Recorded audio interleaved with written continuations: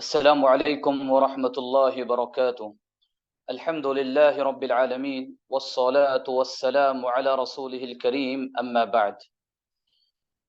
عزیز طلباء و طالبات، حضرات و خواتین، اب مختصر طور پر میں آپ کے آگے مسجد اقصی کی تعمیر کی تعمیر کے بارے میں بتاؤں گا کہ مسجد اقصی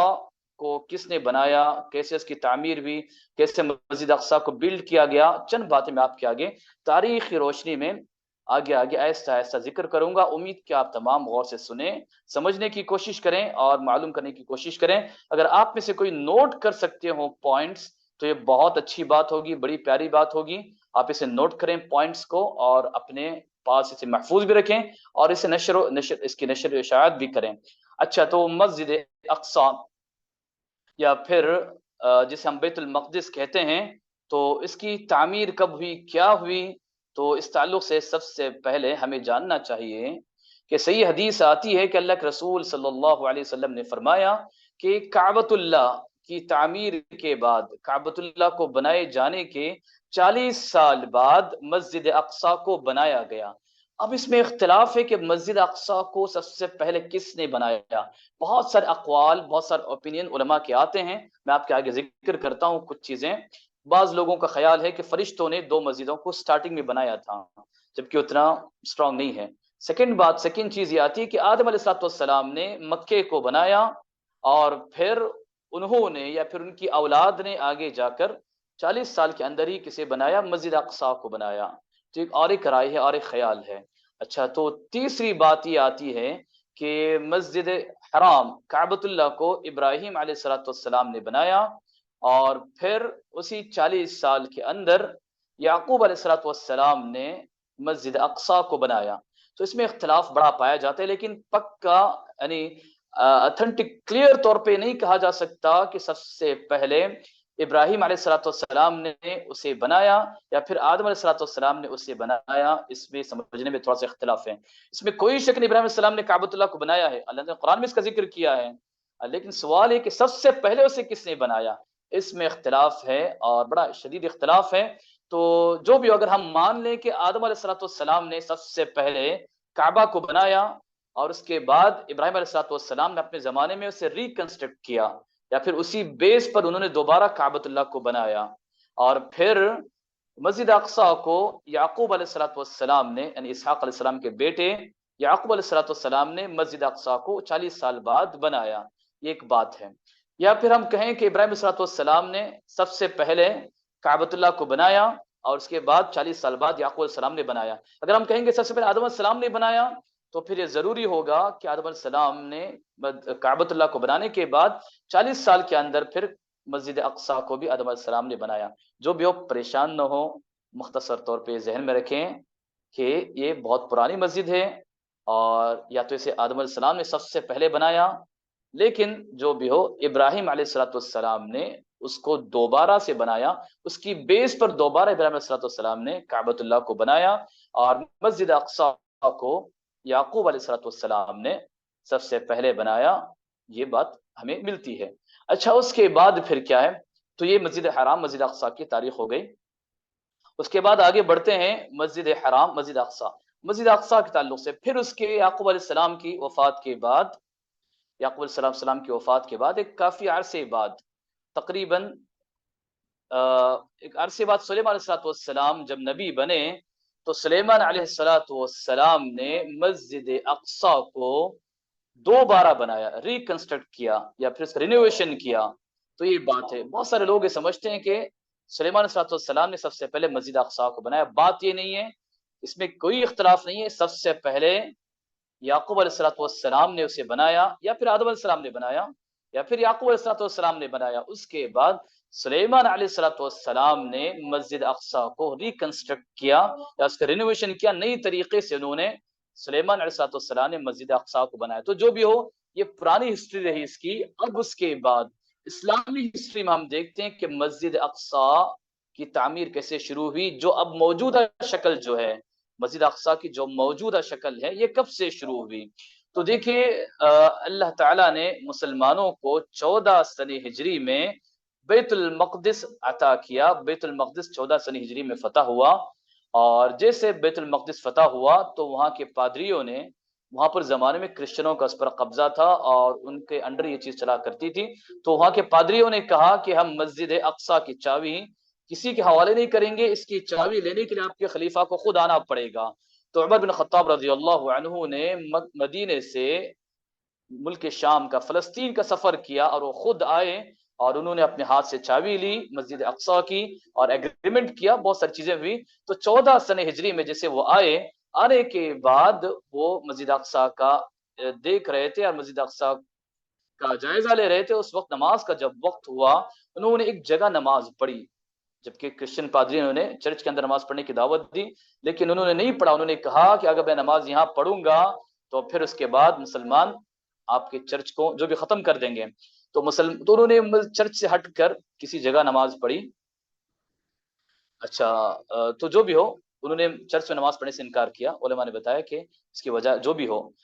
انہوں نے چرچ سے باہر آ کر قریب ایک علاقے میں نماز پڑھی، اور پھر وہاں مسجد اقصی کی بنیاد رکھی گئی. وہاں لکڑی کا ایک چھوٹا سا مصلی بنایا گیا، نماز پڑھنے کی جگہ بنائی گئی. اچھا، اس کے بعد جب بنی امیہ کا زمانہ آیا اور عبد الملک بن مروان تقریباً 60 جو بھی ہو، عبد الملک بن مروان، انہوں نے اس کے بعد مسجد اقصی کو بڑی اچھی شکل میں پھر مسجد اقصی کا ایکسٹینشن بھی کیا، اس کو بہت بڑا بھی بنایا، اور پھر آج جو شکل ہمیں نظر آتی ہے یہ عبد الملک بن مروان کی بنائی ہوئی مسجد ہے. عبد الملک بن مروان کی بنائی مسجد ہے. عمر رضی اللہ عنہ نے سادہ انداز میں مسجد بنائی تھی، اس کے بعد عبد الملک بن مروان نے اس کو بڑے شاندار انداز میں اور بڑے بہترین انداز میں انہوں نے اس مسجد کو بڑے پیمانے پہ بنایا.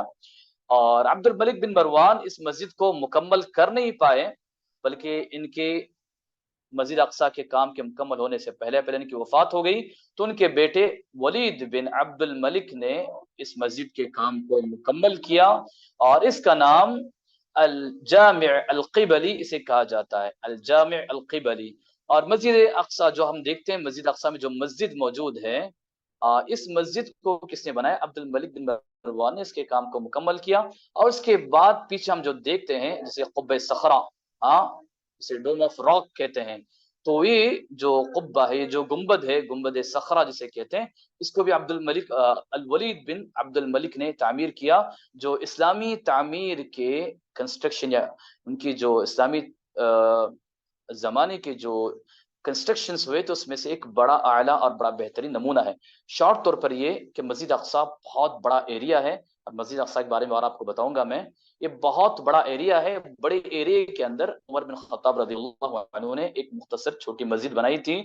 بنانے کا حکم دیا، نماز پڑھی، وہ مسجد بنانے کا حکم دیا، لکڑیوں کی مسجد بنائی گئی. اس کے بعد جب اسلامی زمانہ آگے بڑھا، اور اس زمانے میں جب بنو امیہ کا زمانہ، الولید بن عبد الملک نے، عبد الملک اس نے مسجد اقصی کی جو عمر رضی اللہ عنہ کی جو مسجد تھی، اس مسجد کو بڑے اچھے انداز میں ایکسٹینشن کیا اور بہت بڑا بنایا. اب جو ہم دیکھتے ہیں یہ وہی مسجد ہے جسے الولید بن عبد الملک نے تعمیر کیا تھا. اچھا، اس کے بعد پھر بنو عباس، عباسی دور حکومت آتی ہے. تو تقریباً 38 ہجری میں سمجھیے، یہ جو میں نے بتایا آپ کو یہ 65 سن ہجری سے 65 سن ہجری کے بعد کی بات ہے جو میں نے بتایا آپ کو. اس کے بعد 38 ہجری میں عباسی خلیفہ ابو جعفر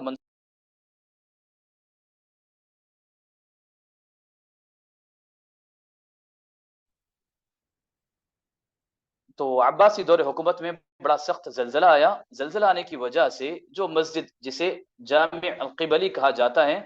یہ مسجد کی عمارتیں کھوکھلی ہو گئی، اور یہ مسجد کے حصے ٹوٹ کر گر گئے. تو اس کے بعد ابو جعفر منصور نے اس جگہ واپس سے اس مسجد کی مرمت کی،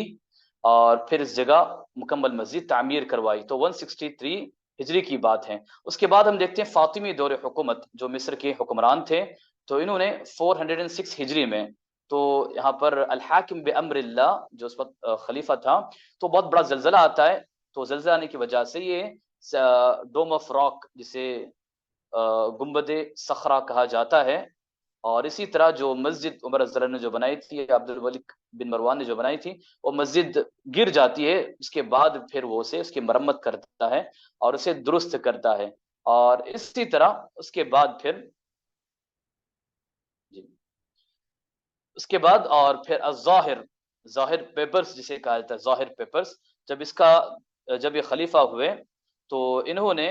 اس طرح مسجد کی اصلاح کروائی، اور اس میں جو رینوویشن کے کام تھے تو انہوں نے اس کو رینوویشن کے کام کو مکمل کیا۔ پھر اسی طرح 425 سنہ ہجری میں ایک بڑا زلزلہ آتا ہے جس سے پھر مسجد متاثر ہوتی ہے، تو پھر جو خلیفہ تھے عباسی خلیفہ، انہوں نے 448 ہجری میں انہوں نے پھر واپس مسجد کے کام کو کیا اور مسجد کو دوبارہ تعمیر کیا۔ تو اس طرح کئی دور میں مسجد کا کام ہوتا رہا ہے۔ اس کے بعد جب 491 ہجری کی بات آتی ہے، 491 ہجری کی بات، تو اس میں بیت المقدس پر عیسائیوں کا، کرسچنوں کا قبضہ ہو جاتا ہے، اور یہاں جیسے قبضہ ہوتا ہے تو اس کے بعد ایک بڑی جنگ ہوتی ہے جس میں بہت سارے مسلمان شہید ہو جاتے ہیں، اور پھر یہ مسجد اقصی میں داخل ہو جاتے ہیں، اور گھسنے کے بعد انہوں نے مسلمانوں کا قتل عام شروع کیا، اور تقریباً 90 سال تک یہ مسجد اقصی بیت المقدس پر قابض رہے، بیت المقدس ان کے انڈر کنٹرول میں رہی، اور انہوں نے بہت زیادہ خون بہایا، عزتیں لوٹی، امن و امان کو ختم کیا، اور مسلمانوں کے جو مقدس مقامات تھے اس کی بڑی بے حرمتی کی، مسجد اقصی کو چرچ میں کنورٹ کیا، اور جو قبہ صخرہ جسے ہم دیکھتے ہیں بڑا فیمس، جو گولڈن جو ڈوم ہے، جو گنبد ہے، تو اس پر انہوں نے صلیب کراس کے مارک کو اس پر لگا دیا، اور پھر مسجد اقصی کے بعض علاقوں کو گھوڑے کے استبل کے طور پر، گھوڑے کے باندھنے کی جگہ کے طور پر یوز کیا، اسپیشلی المصلی المروانی کہتے ہیں، ایک جگہ ہے نماز پڑھنے کی وہاں پر، اس کو تو انڈر گراؤنڈ ہے تھوڑا سا، اس کو تو انہوں نے بالکل گھوڑے باندھنے کے لیے باندھ کر مسلمانوں کے مقدس مقام کی انہوں نے بڑی بے حرمتی کی۔ پھر اللہ تعالیٰ نے صلاح الدین ایوبی، سلطان صلاح الدین ایوبی رحمہ اللہ کو، اللہ تعالیٰ نے یہ موقع اور یہ فرصت عطا کی کہ انہوں نے باقاعدہ صلیبیوں سے اور عیسائیوں سے جنگ کرنے کو اور مسجد اقصی کو آزاد کرنے کو اپنی زندگی کا بڑا مقصد بنایا، اور انہوں نے باقاعدہ بڑی اچھی طرح سے ایک فوج ترتیب دی، پلاننگ کی، اور اس کے بعد الحمدللہ انہوں نے آ کر جب مسجد اقصی پر حملہ کیا، بڑی سخت لڑائی ہوئی، بڑی سخت جنگ ہوئی، کیونکہ عیسائیوں نے، کرسچنوں نے مسجد اقصی کو بہت کمپلیٹ طور پہ کور کر کے رکھا تھا، اس ایریا کو انہوں نے بہت مضبوط دیواروں کے ساتھ پیک کر کے رکھا تھا، لیکن اللہ تعالیٰ نے انہیں کامیابی عطا کی، اور یہ آگے بڑھے، اور آگے بڑھ کر 26 رجب 583 ہجری کو انہوں نے بیت المقدس کو صلیبیوں سے اور کرسچنوں سے اس مسجد کو آزاد کروایا، اور اس مسجد کے اندر جو کچھ انہوں نے چینجز کیے تھے سب کو واپس مٹا دیا، اور مسجد جیسے پہلے اپنی حالت میں تھی اس حالت میں واپس لایا، اور جو انہوں نے مسجد اقصی میں جو اس کے جیسے گھوڑے باندھنے کی جگہ اور جو اس کی بے حرمتی کی، سب سے مسجد کو پاک و صاف کر دیا، اور خاص کر انہوں نے جو قبۃ الصخرہ ہے، جسے گولڈن جو گنبد جو ہے، ڈوم ہے، اس پر انہوں نے کراس کو لگایا تھا، اس کراس کو بھی انہوں نے ختم کیا، اور اسی طرح مسجد کے اندر انہوں نے ایک ممبر لا کر رکھا، اور یہ ممبر تھا نور الدین زنگی رحمہ اللہ، ان کا ممبر تھا، تو وہ اصل میں کوشش کر رہے تھے مسجد اقصی کو آزاد کرنے کی، لیکن وہ آزاد ہو نہیں پائے، ان کے جانشین صلاح الدین ایوبی نے آگے بڑھ کر مسجد اقصی کو آزاد کیا۔ نور الدین زنگی جو خلیفہ تھے، انہوں نے مسجد اقصی کو آزاد کرنے کے لیے بڑی کوششیں کی، بلکہ ایک ممبر بھی تیار کر کے رکھا تھا کہ مسجد اقصی جیسے آزاد ہو جائے ممبر کو وہاں پر رکھا جائے گا، لیکن ان کا خواب ادھورا رہ گیا، ان کی وفات ہو گئی۔ اس کے بعد صلاح الدین ایوبی رحمہ اللہ نے اس مسجد کو آزاد کر کے نور الدین زنگی کا جو خواب تھا اس ممبر کو لا کر اس مسجد میں رکھ دیا، اور یہ ممبر اس جگہ تاریخ میں بالکل باقی تھا۔ افسوس کی بات 1969 تک بھی یہ ممبر وہاں پر دیکھا جا سکتا تھا، لیکن 1969 میں ایک بڑا حادثہ، بلکہ پری پلان ایک چیز ہوتی ہے کہ یہودی نے، آسٹریلیا کے یہودی نے مسجد اقصی میں آگ لگا دی، اور بڑی سخت بہت بڑی آگ لگ گئی مسجد اقصی میں، 4 گھنٹے تک برابر آگ لگتی رہی، جس میں یہ ممبر جل کر خاک ہو گیا، افسوس کی بات ہے۔ اچھا، اس کے بعد پھر اور بھی بہت سارے دور ہیں جس میں مسجد اقصی کو ریکنسٹرکشن یا اس کی تعمیر، اس کی توجہ دی گئی۔ اسی طرح عثمانی دور حکومت آئی، عثمانی دور حکومت جسے ہم ترکیوں کی دور حکومت کہتے ہیں، 18ویں یا 19 سینچری کی بات ہے۔ تو اس کے جو 5th سلطان تھے، جنہیں سلطان عبد الحمید کہا جاتا ہے، تو انہوں نے کافی یا پھر ان کے تقریباً بہت سارے جو سلطان تھے، تقریباً 5 سلطانوں نے مسجد اقصی کی طرف خصوصی توجہ دی، اور پھر مسجد اقصی کا انہوں نے بڑا خیال رکھا، اس کے بعد سلطان عبد الحمید کے زمانے میں جو واقعہ پیش آتا ہے کہ یہودی آ کر ان سے ڈیمانڈ کرتے ہیں اور بہت زیادہ پیسے کی لالچ دے کر انہیں مسجد اقصیٰ اپنے حوالے کرنے کی بات کرتے ہیں، تو انشاءاللہ وہ آگے ہم پڑھیں گے انشاءاللہ۔ اس کے بعد یہ ہوا، اس کے بعد پھر 1914 سے لے کے 1918 عیسوی کی جب بات آئی، جس میں برطانوی برٹش اس پر غالب آ گئے، مسجد اقصیٰ پر غالب آ گئے، بیت المقدس پر غالب آ گئے، آنے کے بعد انہوں نے اس کے پورے کنٹرول کو اپنے اندر لیا اور تقریباً یہ وہاں کے ذمہ دار بنے رہے، اور پھر یہاں پر انہوں نے جو بھی کمیٹی بنائی، اور ایک کمیٹی بنا کر انہوں نے مسلمانوں کو اس کی کنسٹرکشن، جیسے وقف کہا جاتا ہے، تو مسلمانوں نے اس کا خیال کیا، اور اس طرح ان کی نگرانی میں مسجد اقصیٰ کا کام ہوا، اور مسجد اقصیٰ کا ریکنسٹرکشن یا جو جو کام تھے وہ ہوئے۔ اس کے بعد 1948، تو جو بھی ہو 1948 تک ان کا زمانہ ختم ہو گیا، تو 1948 یاد رکھیں یہاں پر اسرائیل وجود میں آیا، اسرائیل یا پھر اسرائیل حکومت یہاں پر قائم ہوئی، اور انہوں نے مسجد اقصیٰ کو تب سے شروع سے لے کر آخر تک مسجد اقصیٰ کو نقصان ہی نقصان پہنچانے کا کام کیا ہے، اور مسجد اقصیٰ کو تباہ برباد کرنا ان کا ایک ایم ہے۔ تو جو بھی ہو، جب یہ وہاں پر قابض ہو گئے، جب القدس سٹی ان کی کنٹرول میں آ گئی، تو اس زمانے میں اردن کے بادشاہ نے یا اردن کے لوگوں نے یہاں پر اس کی 1952 میں وغیرہ مسجد اقصیٰ کے کئی حصوں کی تعمیر کی، اور تقریباً بہت سارا پیسہ خرچ کیا۔ اس کے بعد 1956 میں کہا جاتا ہے کہ سعودی جو کانٹریکٹرز انہوں نے بھی مسجد اقصیٰ کی تعمیر اور اس میں بھی بہت سارا کام کیا ہے۔ تو جو بھی ہو، مسجد اقصیٰ کی انہوں نے بڑی خدمت کی، لیکن جو 1969 کا واقعہ پیش آیا، جس میں مسجد اقصیٰ میں بہت بڑی آگ لگی، آپ کو معلوم ہونا چاہیے، اطلاع عرض ہے کہ ایک آسٹریلیا کا یہودی تھا، وہ آیا اور اس نے فجر کے وقت مسجد اقصیٰ میں ایسی آگ لگا دی، بڑی سخت آگ لگ گئی، اور کہا جاتا ہے 4 گھنٹے تک برابر یہ آگ مسجد اقصیٰ میں لگی رہی۔ افسوس کی بات یہ کہ فائر بریگیڈ کوئی پہنچ نہیں پایا، کیونکہ اسرائیل اور ان کے انڈر تھا، یہودیوں کے انڈر تھا، اور انہوں نے پلان یہ کیا تھا کہ ٹائم پر یہاں پانی پہنچ نہ پائے، بلکہ پانی کے کنیکشن کو روک دیا تھا، اور فائر بریگیڈ بھی پہنچ نہیں پایا، جس کی وجہ سے برابر 4 گھنٹے تک آگ لگی۔ لیکن ایسے موقع پر داد دینی پڑتی ہے القدس شہر کے مسلم نوجوانوں کی، اور پھر رام اللہ اور قریب قریب کے جو علاقے تھے عرب، وہاں پر بالکل فائر بریگیڈ کے ساتھ پہنچے۔ اس سے پہلے القدس سٹی، بیت المقدس شہر کے جو مسلمان تھے، تو کہا جاتا ہے کیا بچے کیا بڑے، سب کے سب اپنے ہاتھ میں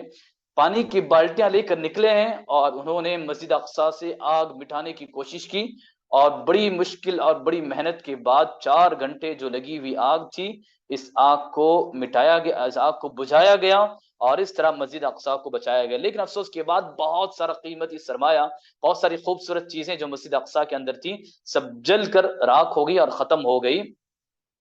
اور اس طرح اسی میں جو میں نے کہا تھا نور الدین زنگی کا جو ممبر تھا، وہ ممبر بھی جل کر راکھ ہو گیا۔ تو یہ اس کا بڑا اثر رہا، اور افسوس کی بات آپ کو یہ بھی معلوم ہونی چاہیے کہ اسرائیل کی عدالت نے فیصلہ دیا کہ یہ شخص پاگل تھا، یہ پاگل کا فیصلہ صادر کر کے بغیر کسی بڑی سزا کے اسے چھوڑ دیا گیا، اور وہ پھر اپنے وطن آرام سے آسٹریلیا پہنچ گیا۔ اللہ تعالیٰ ظالموں کو نست نابود کر دے، اللہ تعالیٰ ظالموں کی سازشوں کو ان کے خلاف کر دے، اللہ تعالیٰ اپنے فضل و کرم سے اس امت پر اپنی رحمتیں برسائے، اور خصوصاً مسجد اقصیٰ کو آزاد کر دے، آمین۔ وآخر دعوانا ان الحمد للہ رب العالمین، والسلام علیکم ورحمۃ اللہ وبرکاتہ۔